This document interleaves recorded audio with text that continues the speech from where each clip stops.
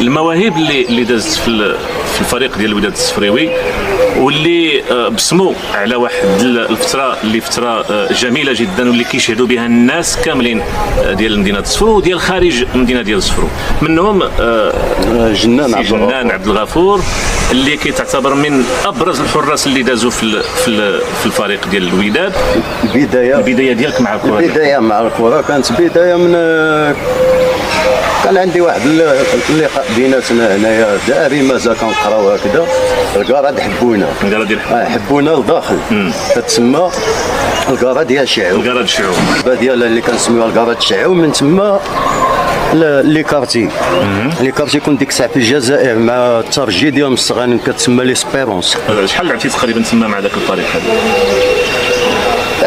عام اللي لعبتي دي زونطريمون هكذا. وهذه من الكاره ديال شعو، هذه من الكاره ديال شعو.